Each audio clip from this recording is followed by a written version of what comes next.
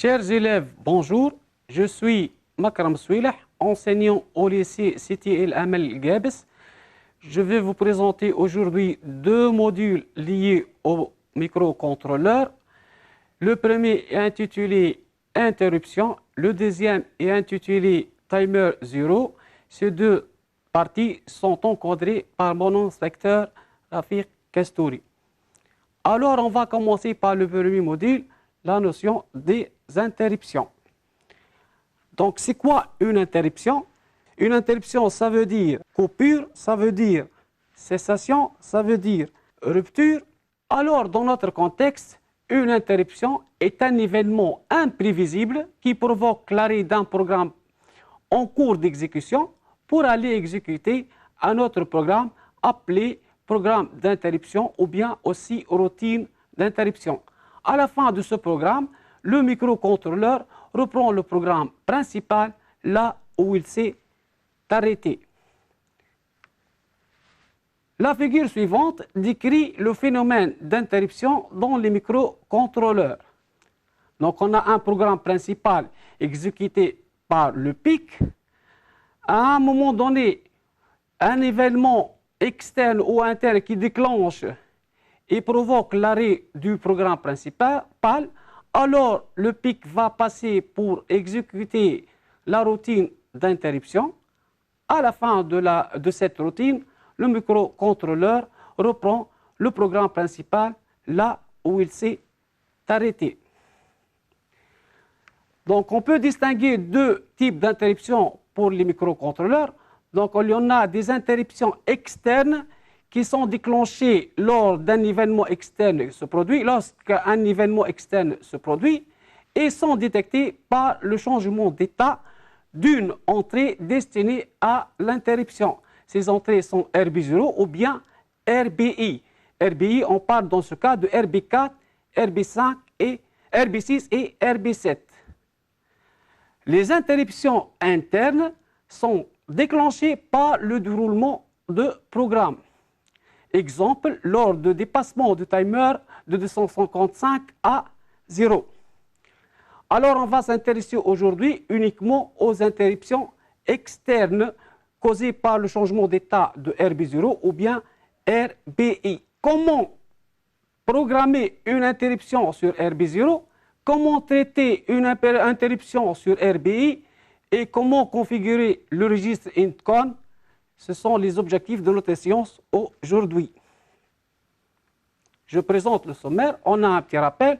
On va présenter et configurer le registre INTCON, traiter un exemple d'interruption sur RB0 et un exemple d'interruption sur RBI. Le registre INTCON. Alors, pour traiter cette partie, je conseille mes élèves à suivre sur le manuel de cours, pages 148 et 149.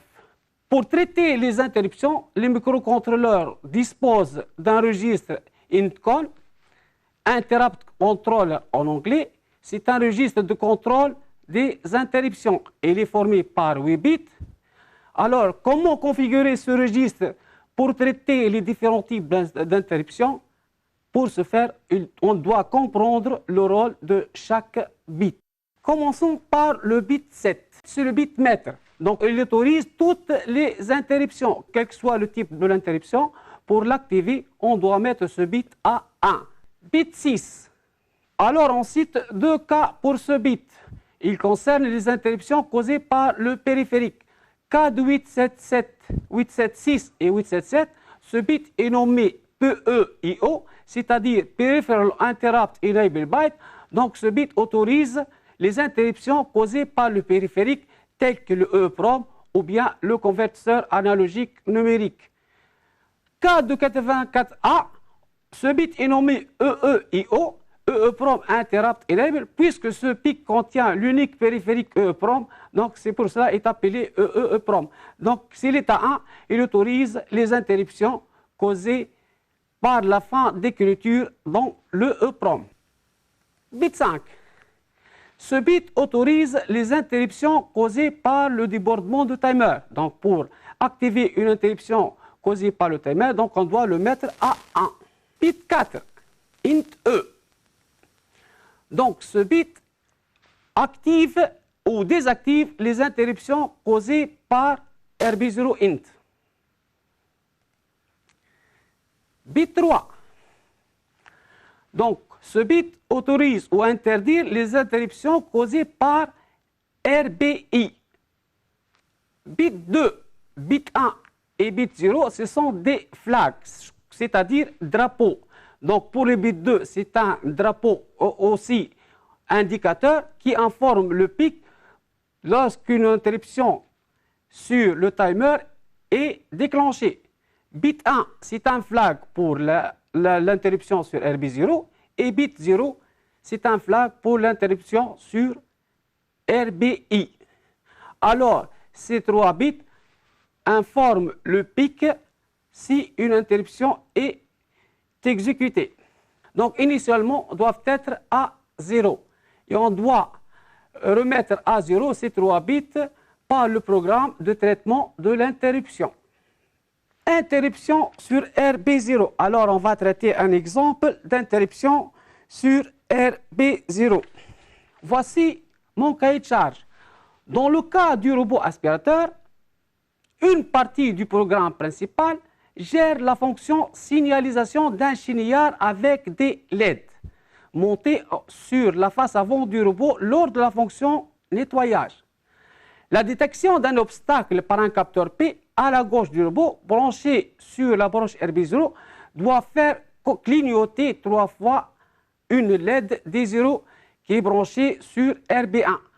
La diode LED D0 signale la déviation du robot à droite. Puis le programme principal reprend le chenillard des LED dès que l'obstacle disparaît. Alors qu'est-ce qu'on a? On a un programme principal formé par le chenillard des LED.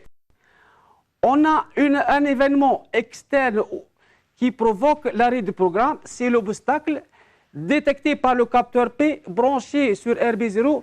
Donc on parle d'une interruption sur RB0. La routine d'interruption est formée par le clignotement de D0. Voilà le schéma de principe.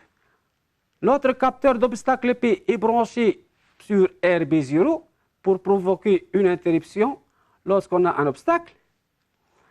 Le chenillard des LED est branché sur le port C et la diode clignotante qui signale la routine d'interruption est branchée sur RB1. Comment configurer notre registre INTCON pour répondre à ce cahier de charge? Donc, bit 7, on doit le mettre à 1. Pourquoi? Pour valider toutes les interruptions. Bit 6, PE-IE, concerne les interruptions causées par le périphérique. Donc, ce bit, on nous intéresse plus, donc on doit le mettre à 0. Bit 5 active les interruptions causées par le timer, donc il ne nous concerne pas, on doit le mettre à 0. Bit 4 maintenant, int E. Donc ce bit active les interruptions causées par le changement d'état de RB0. Donc on doit le mettre à 1. RBI, le bit 3, donc concerne les interruptions causées par les RBI, RB4 jusqu'à RB7. Donc, il ne nous intéresse plus, donc on va le mettre à 0. Bit 2, bit 1 et bit 0, ce sont des flags, donc on doit l'initialiser à 0. Alors, qu'est-ce qu'on a?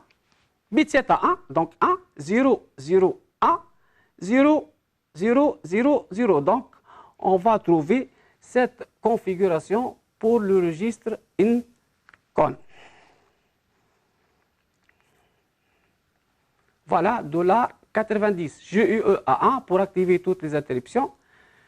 Le PE-IE à 0, toi à 0, int E à 1, RBI à 0 et les 3 flags à 0. Donc on trouve cette configuration INTCON $90. Alors, quelle valeur doit avoir ce registre au cours de l'interruption? Donc, au cours d'interruption, ce registre change d'état. Quelle valeur il va la prendre? Donc, bit 7 va prendre 0. Alors, pourquoi? Pour interdire toute autre interruption tant que la présente est en cours d'exécution. Les autres bits gardent la même configuration, sauf bit 1 qui passe à 1. C'est un indicateur, c'est le flag de RB0. Donc, il va passer à 1 pour informer le pic qu'il y en a une interruption est survenue sur RB0. Donc, on va trouver 0, 0, 0, 1, 0, 0, 1, 0. Donc, cette valeur $12 qui va prendre le registre INTCON au cours de l'interruption. Alors, on va voir le programme en micropascal. Comme tout programme en micropascal, on commence par le terme programme suivi d'un nom. Dans ce cas, interruption sur RB0. Je déclare mes variables. D0, S-bit est pour B.1, donc D0 est une sortie branchée sur RB1. Diode byte est pour C, donc la série des diodes qui forment le chignard sont branchées sur le port C. Et J byte, donc deux variables qu'on va utiliser au cours de notre programme. On commence par la déclaration de notre procédure, donc interruption, qu'on va la déclarer sous forme procédure interrupt. Autre déclaration de la procédure interruption ne sera pas acceptée par le compilateur micropascal. Begin for J égale 2 to 3, donc c'est une boucle limitée. Qu'est-ce qu'on va faire dans cette boucle? On doit allumer la diode du D0, puis l'éteindre dans une durée de 500 millisecondes. Donc on va voir clignotement 3 fois de cette diode avec un intervalle de temps de 500 millisecondes. À la fin de cette procédure, on doit mettre INTCON INTF, le flag de RB0 à 0 et mettre INTCON JE, le bit 7 à 1. Pourquoi? Donc, pour désactiver le drapeau, le remettre à 0, INTCON INTF égale à 0, il faut le désactiver parce qu'il a passé à 1. Et INTCON JE, il faut l'activer pour réactiver toutes les interruptions parce qu'il a passé à 0. Pourquoi? Pour qu'un autre obstacle sera déclaré au pic. On passe au programme principal. Je configure mes registres tricé $00, c'est-à-dire pour C en sortie. Trice B.1 égale à 0. RB1 aussi sortie. J'initialise ma diode D0 à 0. Je déclare le registre INTCON égal à 90 conformément à la configuration trouvée précédemment. Si je ne déclare pas le registre INTCON dans le programme principal, aucune interruption ne sera prise en compte par le programme. Donc, while true do, c'est une boucle infinie. Qu'est-ce qu'on a dans cette boucle? On a un diode reçoit pour son 1, 0, 0, 0, donc diode est branchée sur le port C. Donc, on va avoir la diode D8 qui est branchée sur RC7 allumée. For J égale à 0 to 1, donc qu'est-ce qu'on va voir? Donc, on va attendre 500 millisecondes et diode va recevoir diode SHR1. C'est-à-dire, il y aura propagation des diodes de gauche à droite, de la diode D8 à la diode D7, grâce à l'instruction SHR, c'est-à-dire Shift Right, c'est-à-dire aussi décalage à droite. End fin boucle et end point fin programme. Saisi le programme sur le micropascal, on doit le compiler pour créer des fichiers exécutables. Programme interruption RB0, on va compiler. Voilà, vous voyez que la compilation est finie par succès. Donc, il faut la transférer vers le microcontrôleur et simuler le fonctionnement avec le logiciel ISIS. Avant de le réaliser pratiquement, toujours on doit simuler et vérifier le fonctionnement sur notre logiciel ISIS. On va simuler le fonctionnement. Voilà notre capteur d'obstacle P branché sur RB0, notre chignard de LED branché sur le port C et la diode clignotante branchée sur RB1. On va essayer ce programme. Voilà la propagation des diodes de D8 jusqu'à D1, donc sous forme d'un chignard. Si un obstacle détecté par P, donc arrêt du programme principal ici sur la diode D, clignotement de la diode D0 3 fois et retour au programme principal au même endroit où il s'est arrêté. Je reprends de nouveau. Voilà, un deuxième obstacle, arrêt du programme principal, clignotement de la diode 3 fois, exécution de la routine d'interruption, et enfin on a retour au programme principal. Donc on va l'essayer maintenant pratiquement. Voilà notre PIC 16F876. Voilà notre chignard d'ILED branché sur le port C. Le capteur P simulé par un bouton branché sur RB0 et la diode clignotante D0 est branchée sur RB1. Voilà la propagation des diodes de chignard de D8 à D1. Une fois un obstacle, donc il y aura arrêt du programme principal, clignotement 3 fois de la diode D0, puis reprise du programme principal. Je reprends de nouveau un deuxième obstacle, arrêt du programme principal au niveau de la diode D7, clignotement de la lampe et reprise du programme principal. On passe à une deuxième application, interruption sur RBI. Je présente le cahier de charge. En réalité, le robot aspirateur est équipé de 4 capteurs. Capteur avant, capteur arrière, capteur gauche et capteur droite, qui sont branchés respectivement sur les broches RB4 jusqu'à RB7 pour détecter les obstacles dans les 4 directions. Donc chaque changement d'état d'une de ces 4 entrées provoque l'arrêt du programme principal, qui est le chignard de LED, pour aller exécuter la routine d'interruption, qui est le clignotement de D0 branché sur RB0. Alors qu'est-ce qu'on a? On a 4 sources d'interruption qui sont les 4 capteurs d'obstacles branchés sur RB4, RB5 et RB6. Donc on parle ici d'une interruption sur RBI. Voilà le schéma de principe. On a les 4 capteurs branchés sur RB4 jusqu'à RB7. On garde la même représentation.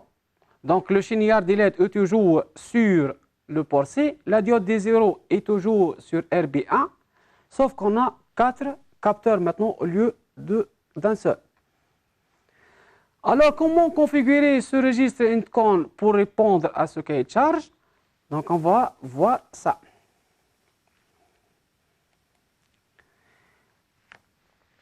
Toujours bit 7 à 1 pour activer tout type d'interruption. Bit 6 concerne les périphériques, donc on doit le mettre à 0. Ce n'est pas notre cas. Bit 5 concerne l'activation des interruptions sur le timer, donc ce n'est pas notre cas, on doit le mettre à 0. Int E concerne l'interruption sur RB0, donc ce n'est pas notre cas, on doit le mettre à 0. RBIE concerne les interruptions causées par RB4, RB5, RB6 et RB7. Donc on va le mettre à 1 pour activer ce type d'interruption. Les flags sont toujours à 0, bit 0, bit 1 et bit 2. Donc quelle configuration on va prendre de ce registre? 1, 0, 0, 0, 1, 0, 0, 0. Ça vaut $88 pour ce type d'interruption. Voilà, le registre INTCON prend dans ce cas de la valeur $88. Quelle valeur va prendre ce registre lorsque l'interruption est en cours? Donc on va voir ça. Bit 7 passe à 0, comme on a dit, pour désactiver toute interruption lorsque la présente est en cours, ou bien pour interdire toute autre interruption lorsque la présente est en cours. Les autres bits gardent la même configuration, sauf bit 0 passe à 1 pour indiquer ou bien signaler au pic qu'il y en a une interruption sur RBI est survenue. Donc la valeur de registre au cours de l'interruption, va avoir une cote de la 0,9. JE passe à 0 et RBF passe à 1. Voyons le programme maintenant. Donc, le programme presque le même. Uniquement, on a deux petites modifications. Concernant le registre endcon, ou bien la valeur du registre endcon, donc maintenant, il va avoir endcon reçoit $88 pour valider les interruptions sur RBI. Et au niveau de la procédure interruption, à la fin de cette procédure, endcon RBF reçoit 0 pour désactiver le flag des RBI au lieu de RBE qu'on a vu tout à l'heure. RBE au lieu de INTF vu dans le programme précédent. Donc on va compiler ce programme. Après avoir saisi ce programme sur le MicroPascal Pro, voilà notre programme.